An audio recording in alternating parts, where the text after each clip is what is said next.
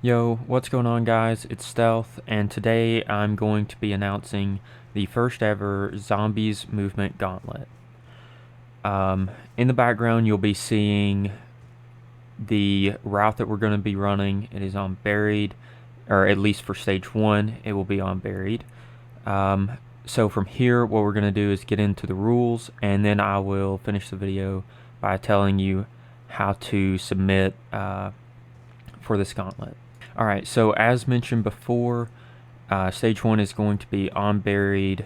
The restart period is going to be February 5th at 12 a.m. Eastern Standard Time and ends February 8th at 12 a.m. Eastern Standard Time. That's 3 days. So the next thing, submissions must have a timer on screen, and I'll provide a link for that in the description and in the Discord, which we'll talk about later. Rule number 3, submissions must have Strett's velocity tracker on screen. Strett just released a video earlier today, and he provided a tutorial for how to install this velocity tracker. So that will also be linked in the description. So as mentioned before, there is going to be a Discord, and this is where you're going to be submitting all of your runs for this gauntlet. Every submission will need to be left in the submissions 1 text channel. Okay, and finally, the last rule is going to be the top 10 fastest players will move on to round 2, which will be played on Riese. If you want to see the course in advance, my most recent video is a spliced up version of the Riese movement course that we'll be running. If less than 20 players submit, then the fastest 50% rounded up to the nearest player will move on to Stage 2. Okay, and lastly, some things I want to talk about. These are just preferences for how you submit. Not necessary, but definitely preferred. I would love it if you would include the length of your run in your title of the submission. And if you find yourself submitting multiple times, please go back and delete your past submissions. It'll make it much easier or to sort through at the end of the gauntlet. Alright, so from here, what we're going to do is we're going to jump into how to use the Black Ops 1 and Black Ops 2 mod menu.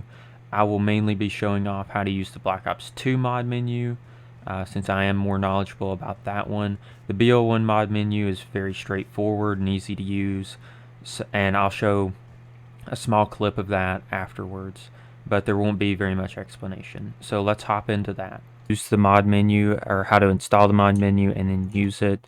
So the first thing you're going to want to do is open up your file explorer, and you're going to want to find your redacted BO2.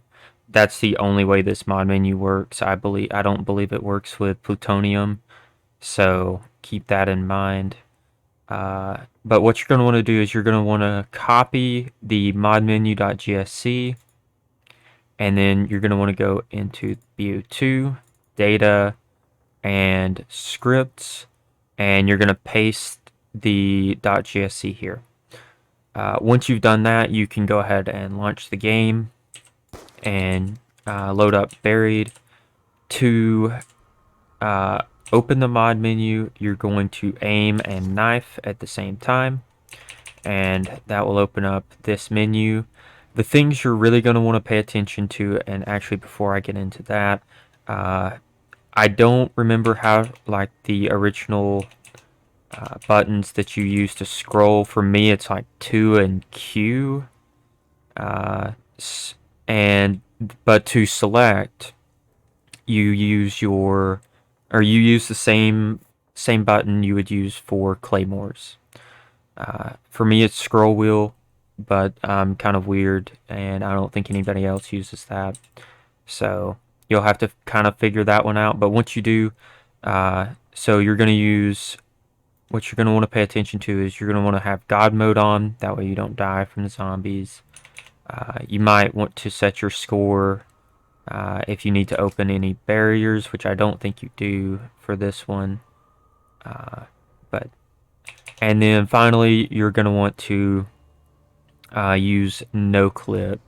So we'll turn that one on. After that, you're going to want to scroll down to the menu weapon and give yourself a speed weapon.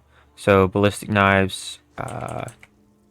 What else is a speed weapon? I'm not seeing any there. The MP5, and I know there's a couple more, but I'm kind of blanking. I'm going to give myself the MP5, and that's going to be good.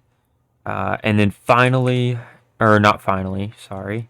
The next thing you're going to want to do is give yourself Stam, because I think I forgot to mention it earlier, but Stam is going to be allowed for the buried stage of the Gauntlet. And then finally, you're going to want to scroll down to zombie mods, and you're going to want to disable zombie spawn and freeze zombies. And like you can see, zombies are still spawning headless for some reason, but at least they're frozen and out of the way. They're not in the course blocking your path or anything, so that's really good.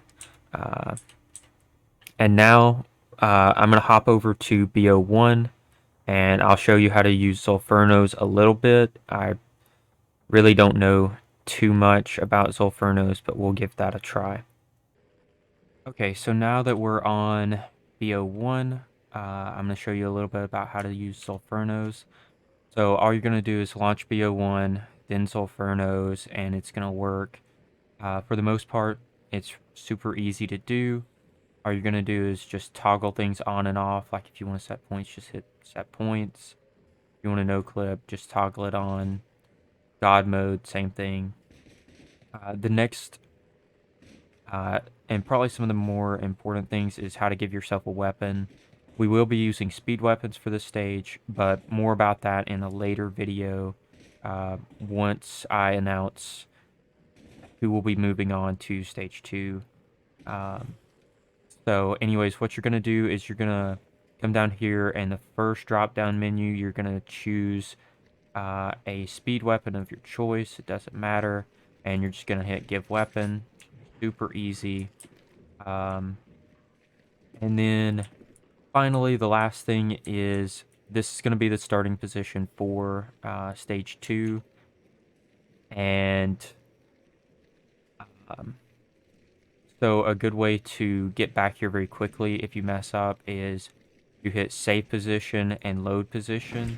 This way, like if you come out through here and for some reason, like you mess up, all you got to do is tab back into Sulfurnos, hit your space bar, and it teleports you back to the starting point. So I hope this was helpful. I hope everybody has good luck on their runs. Can't wait to see what y'all do.